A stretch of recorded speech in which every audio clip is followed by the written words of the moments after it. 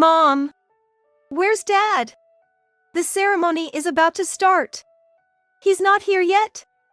He was on a business trip in the countryside and was supposed to join us for the ceremony directly. What should we do? I'm sure he's just running late. But we need to explain to his parents too. Hold on. Just wait. I couldn't help but feel uneasy inside. The thought of him not showing up made me break out in a cold sweat. Then, my daughters-in-laws walked into the dressing room. How should I explain this? I stood up in front of my in-laws. I'm truly sorry. I believe he will be here shortly. I was prepared to accept any criticism. But to my surprise, they offered kind words instead of what I had imagined. I saw them off. I collapsed onto the sofa in the dressing room. Are you okay, Mom? Yeah, I'm fine. It's my daughter's big day, yet I felt so down. Why don't you give him a call? I'll try calling him. To let my daughter hear, I put the call on speaker. I called several times, but he didn't seem to pick up. He's not answering. Maybe he's on the move? Let's try calling one more time. After about 5 tries, he finally answered. Expecting him to say he was running late, I received a completely different response. Where are you? The ceremony is about to start. Sorry, it looks like I can't make it. What are you talking about? My daughter and I exchanged shocked glances. Dad? What are you doing? It'll be fine without me. That's not the point. And behind him, there was some commotion. Hey, where are you really? You're on your way here, right? After a brief silence, he suddenly started laughing. Right now, the whole family is in Hawaii. What are you talking about? Didn't you hear? I said we're on vacation. I felt dizzy and almost fell over. I was supported by my daughter and somehow managed to recover. So, I can't make it to the ceremony. Then, someone entered the dressing room. Could you stand in for me? Yes, sure. Hey, who are you talking to? Are you listening? Do you know who I am? Huh? I don't know you. I couldn't help but raise my voice. You know, this person is. After learning the identity of the voice's owner, my husband started to tremble. No way! He might never be able to return here. What awaits him is nothing but hell. My name is Elizabeth, and I'm currently living off part-time work. This year marks the 25th anniversary of my marriage to my husband, John. We have a son, Ethan, and a daughter, Olivia. I met John when I was working as an office worker at my father's company. I was introduced to him because he was acquainted with the president of John's company. Isn't this too sudden? The CEO from over there asked me. Could you meet him just once? All right. Then, an arrangement meeting was set up, and I met John. At first glance, he seemed like someone who could handle work, appearing somewhat stiff. But once we started talking, I found him to be full of humor and was quickly drawn in. I was pleasantly surprised by how glad I was to have come. So, what did you think of him? He was a really nice person. That's good. Then I'm glad I introduced you too. After that, we started going out for meals, and 6 months after meeting, we began dating. Up until then, I hadn't had any significant romantic experiences, so this opportunity was something I didn't want to miss. Elizabeth. Yes? Will you marry me? I had no reason to refuse. I'm looking forward to our life together. After that, we got married with many people's blessings. But problems arose immediately. I'm going to visit my parents' house for a bit. All right. When will you be back? I don't think it'll be too late. Our house was about a 10-minute drive from my in-laws. We decided to live this close when we got married because John thought it would be better to be near our parents for child rearing. John and my in-laws wanted us to live together, but I refused because I wasn't comfortable with them. The reason being, I was not comfortable around my in-laws. This discomfort with my in-laws started even before we were married. Oh, Elizabeth is working as an office worker. Yes. That's a job anyone can do. At that time, she smirked as if looking down on me. Does she dislike office work that much? She's working hard. Yes, as long as you do what you're supposed to. What am I supposed to do? Have children. Even if you can't work, you can at least do that much, right? I look over at John sitting next to me. But John had a face as if to say, "What's going on?" And for some reason, he started talking about something completely unrelated. Dad and Mom aren't worried. They know you understand that, right? Huh? Just leave it to me. What is he talking about? It's not what I wanted him to say. But surely, John wouldn't understand. I don't remember much after that. Because of this, when the proposal to live together came up, I firmly refused. Instead, we decided to live nearby. However, John would go to his parents' house almost every week. I think I have a good relationship with my parents, but not to this extent. Wait, you're pregnant? Yes. Seriously? I got pregnant with Olivia when I was 26. Taking this as an opportunity, John began to care for me. It was the same even after giving birth. His parents didn't interfere too much, and I think we were able to live peaceful days. However, the situation changed 3 years later after giving birth to Ethan. I've come to visit. When I returned from shopping, the door was unlocked and somehow my mother-in-law was inside. Emma! How did you get inside? Oh? Didn't you hear? John gave me the spare key. What? It's not something to be so surprised about. Is this normal? Since giving birth to Olivia, she had never come to our house. So, what brings you here today? I've come to see Ethan. All right. Then, my mother-in-law doted on Ethan. Apart from entering with a spare key without permission, there seemed to be no particular problem. However, when Olivia also wanted to play and approached my mother-in-law, that's when it happened. When Olivia tried to touch Emma, she clearly brushed her off. Startled by this, Olivia began to cry. It's okay. I tried to soothe Olivia, but my mother-in-law, obsessed with Ethan, didn't pay any attention to us. Moreover, "Hey, Elizabeth." Yes? I'm playing with Ethan right now. If you want to stop her crying, please go somewhere else. That kind of attitude. Olivia just wanted to play too. I couldn't back down for the sake of my beloved daughter. Please include Olivia too. She continued to ignore me. Are you listening? Could you be quiet? You're disturbing me. Just because I made a simple request, do I have to be spoken to like this? Eventually, satisfied with monopolizing Ethan, the mother-in-law left around evening. That night. Why did you give a spare key to your mother? What? Isn't it better if she can come to play whenever she wants? But even if that's the case, there's no need to give her a spare key.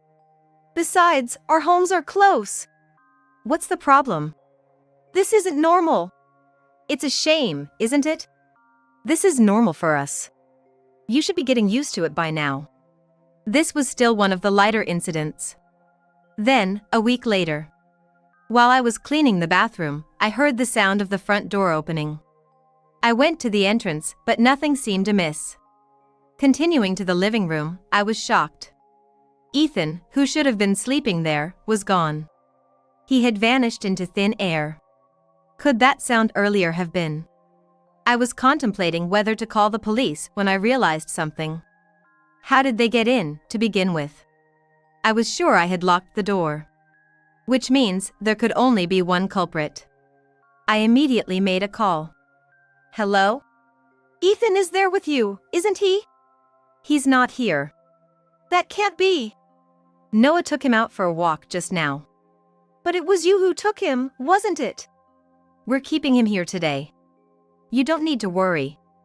John used to say such things were normal, but this was far from normal. It was a clear act of aberration. Anyway, you don't need to worry about anything. The call was cut off unilaterally. I wanted to go pick up Ethan right away, But it was almost time to pick up Olivia, so I had to prioritize that. After picking up Olivia, we headed straight to the in-laws' house. And there was John. Why are you here? Didn't you say you had work? I did have work, but it finished early. But why come here? Ethan is here, isn't he? Let's just take Ethan and go home. As I tried to pick up Ethan, John suddenly grabbed my arm. What? Don't make unnecessary trouble. Unnecessary trouble? Isn't taking a child without saying anything the unnecessary part? It was at that moment. Without a chance to dodge, I was struck across the cheek. Don't sweat the small stuff.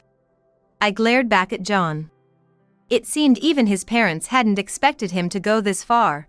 Their anxiety was palpable. This is going too far. There was no need for that. Despite the pain, I held Ethan tight and returned home. That day, John didn't come back. It was another 2 days before he returned. I had thought he might be remorseful, but there wasn't a trace of such sentiment. Even after he came back, we barely spoke, and I continued my chores amidst an uneasy silence. The sleepless nights dragged on, and stress and lack of sleep drove me to the doctor. John seemed displeased by this. You're just not trying hard enough. This was the first thing he'd said to me after so long. And it didn't stop there. Ethan was still young, being breastfed at the time. Yet, my milk stopped. It had been the one time no one could interrupt, a precious moment just between us. Being at home offered no rest, and realizing this couldn't continue, I decided to start working part-time. I'm going to start working tomorrow. What about the kids? Olivia is at kindergarten, and Ethan will be looked after by your mother. After all the fuss you made about it, it doesn't matter what I think anymore. In fact, when I brought it up, my mother-in-law readily agreed. So, I decided to go back to work. This is where I changed my thinking too. I decided to use my mother-in-law's desire to care for Ethan to our advantage. It's much better than having him taken away without knowing. In reality, as long as I don't complain, she takes good care of him. Ethan spends most of his time at his grandparents' house, coming home just to sleep. You're really okay with this? What do you mean? You've pretty much left Ethan's care to Mom. It's because of that, I can go to work, and it benefits us both. If you don't like it, why don't you talk to your mother? That's impossible. She won't even let me hold him lately. That's not my problem. Maybe she doesn't trust you with him? I seized the opportunity to put John in his place. Not expecting to be challenged, he had nothing more to say. I knew my mother-in-law was attached to Ethan, and as long as she was looking after him, I felt assured. And then, there came a time when I absolutely had to leave the 2 kids with my mother-in-law. Then, I have to leave the kids with you. Sure, leave it to me. By then, my relationship with my mother-in-law had improved compared to before. When I went to pick up the kids, thank you for today. Ethan was a good boy today. Really? Where's Olivia? I don't know, she was just here. I desperately looked for Olivia. But no matter how much I searched, I couldn't find her. The only place left was outside. Could she have gone somewhere by herself? While considering contacting the police, I searched around the house. The house had a fairly large yard. Then, I heard a noise from the shed in the backyard. No way! When I opened the shed door, there was Olivia, curled up and crying. Olivia! I immediately took her outside and hugged her. It's okay now. What happened? But Olivia didn't answer. Trying to bring Olivia inside, she desperately resisted. Somehow calming her down and going back to Emma, I could tell Olivia was hiding behind me, avoiding her. Emma? Could it be that you locked Olivia in the shed? Then my mother-in-law began to speak with a sigh. I did it because she wouldn't listen. It's all part of education. Why did you even lie about it? I forgot. Hearing that, I immediately took Ethan away from her. What are you doing?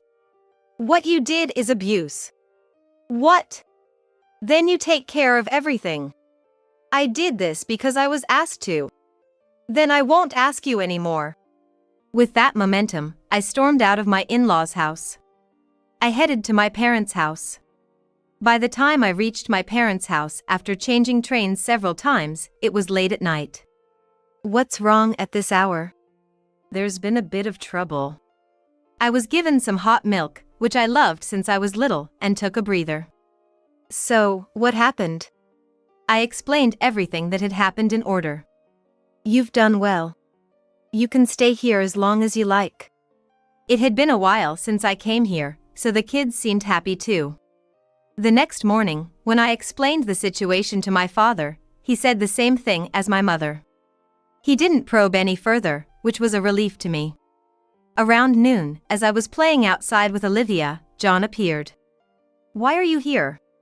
I'm not planning to go back. That's not it. I came to apologize yesterday. I'm truly sorry. John deeply bowed his head. I won't forgive you even if you apologize. I might overlook you hitting me, but I can't ignore your mother's selfish actions.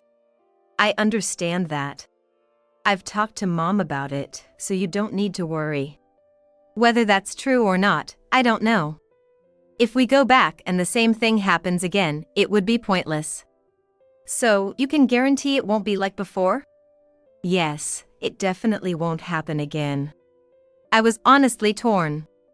As I was pondering what to do, my mother came over. Why don't you give him a chance? Mom. It won't happen again, right? Yes. See? Okay. With my mother's words, I decided to take the children back with me. For a while, we lived cautiously. But as John had promised, his mother didn't go on a rampage again. However, that didn't mean all my fears were gone, and I decided to quit my part-time job. Although we lived close by, my interactions with my mother-in-law were limited to only long weekends. Even after the children entered elementary school, we managed to maintain this relationship, so I thought everything would be okay.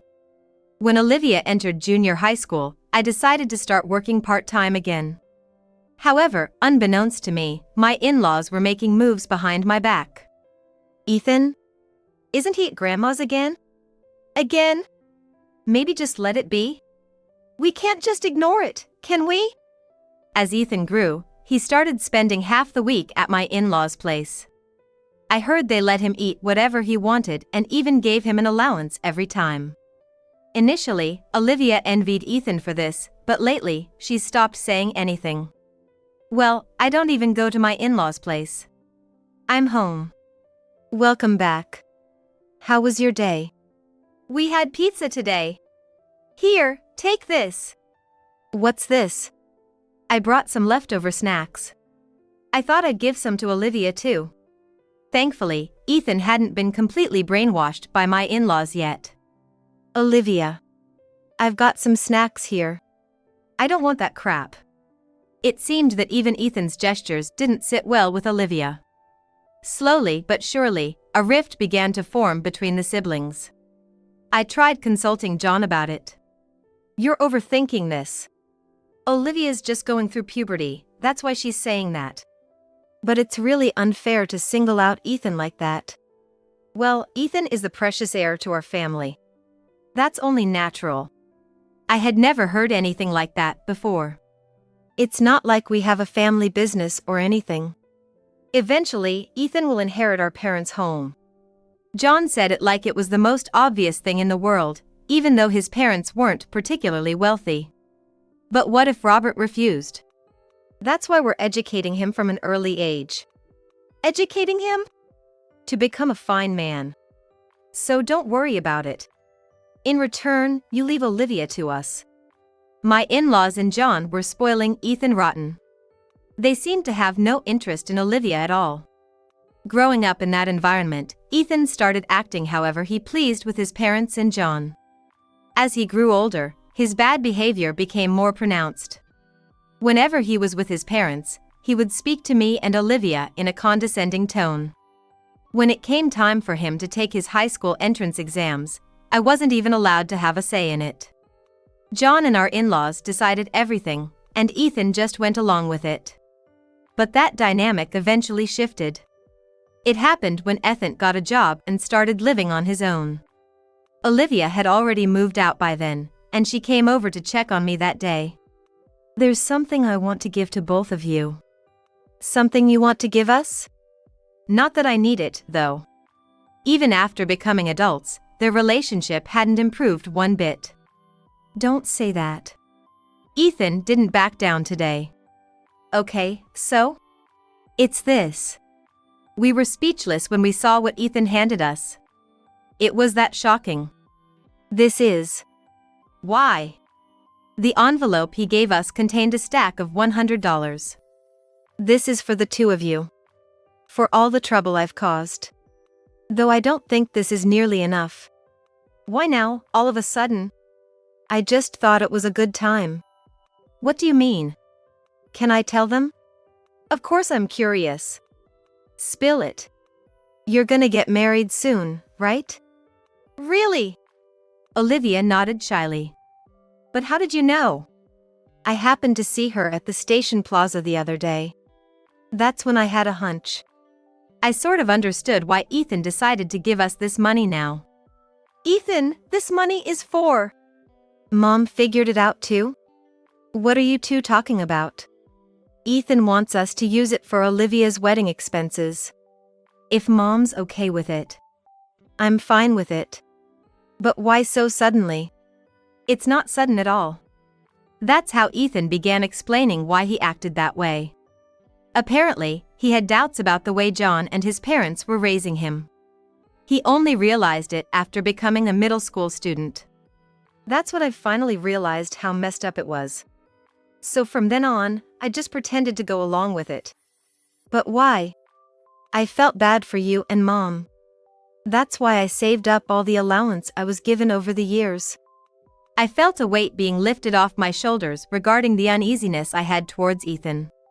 "Ethan, thank you." "You're welcome."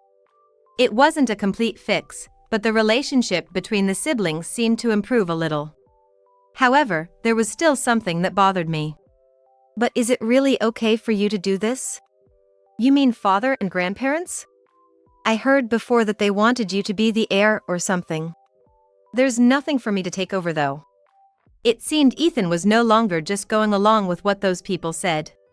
He still seemed to be hiding something, but brushed it off saying I'd find out eventually. After that, Olivia brought over her fiancé Eustace. He seemed like an upstanding guy that I could entrust Olivia to. John was present too, but didn't show much interest. "Aren't you listening?" "Yeah." John then got up looking annoyed. I couldn't help but sigh. "I'm sorry." "It's okay. Don't worry about my father, he's just like that." Olivia and Eustace had properly planned out their wedding, doing their best to have the best ceremony within their budget. I thought about offering to help, but they had it so well covered that it wasn't necessary.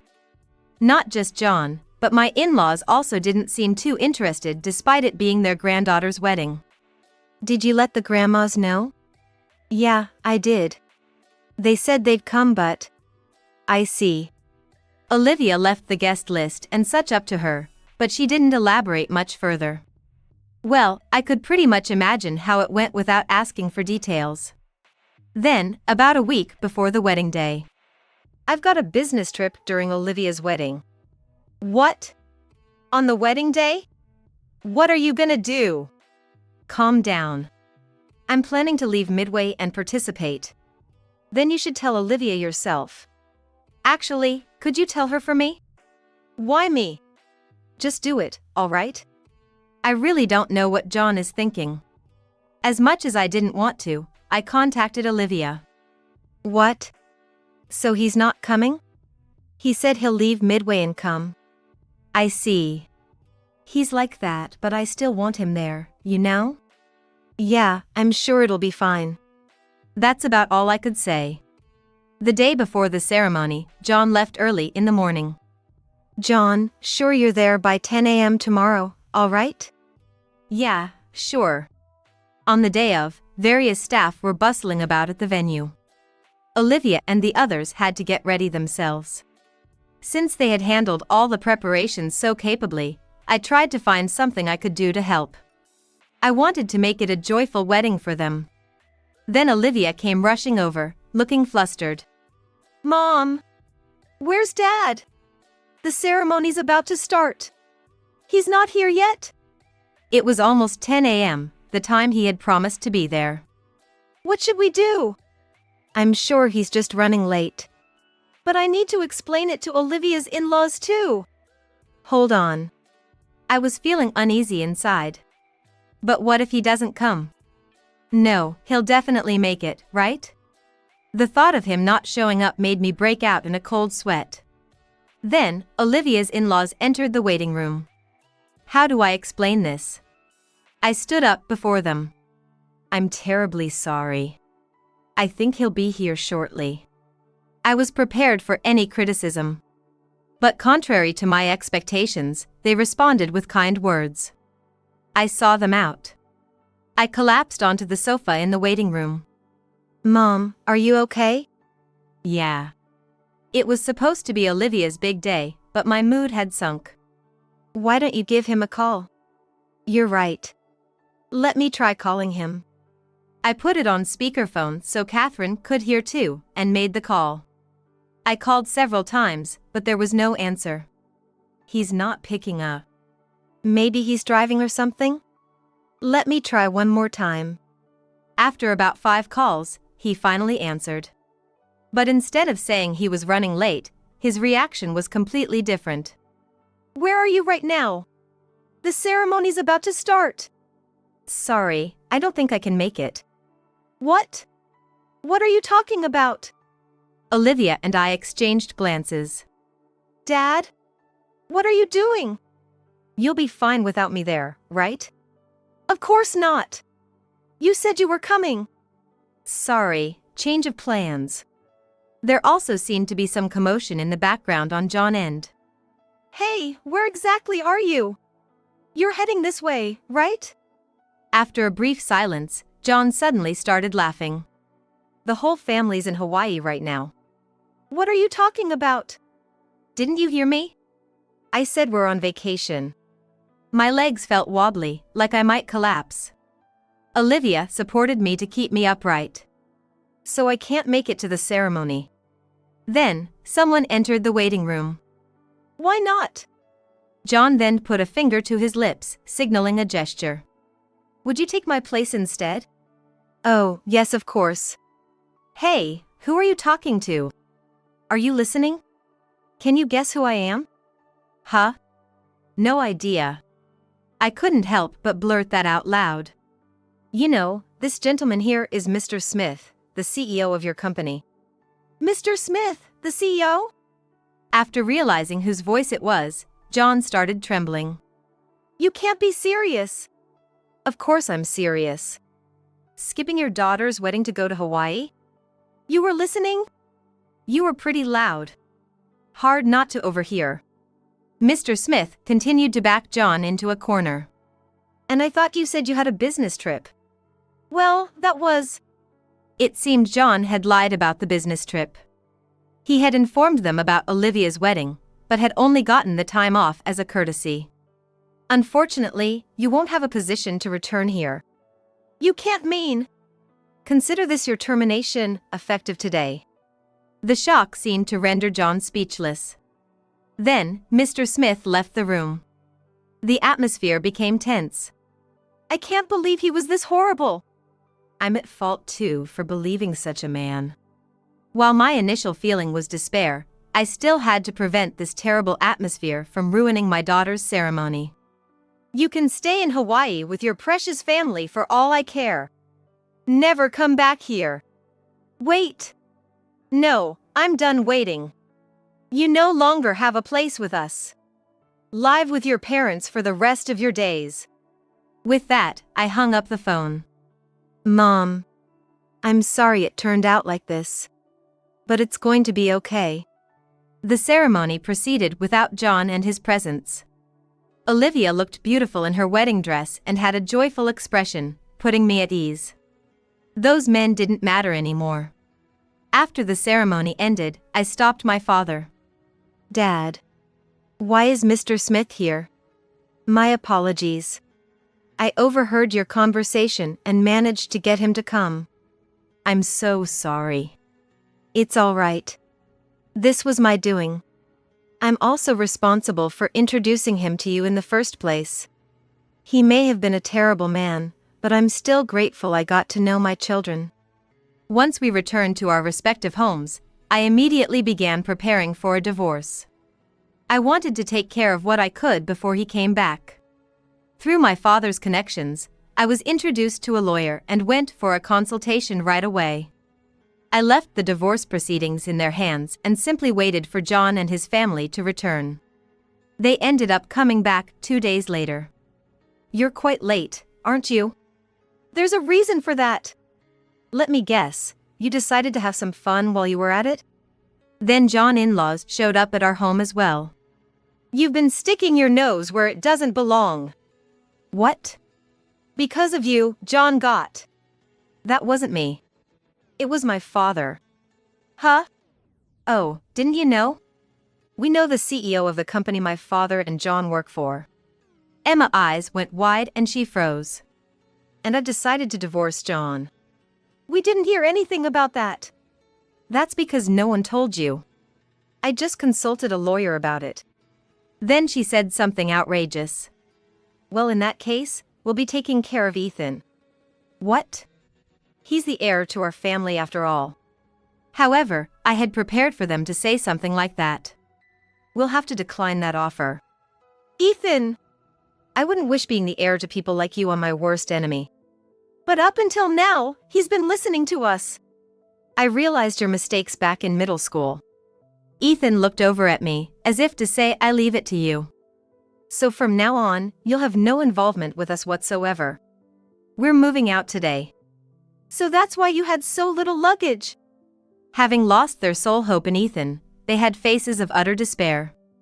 What becomes of that family is none of my concern. Mom, let's go. We're done here. Yes, goodbye. Leaving John and his parents frozen in place, we departed from that house. From then on, I lived a life of peace back at my family home.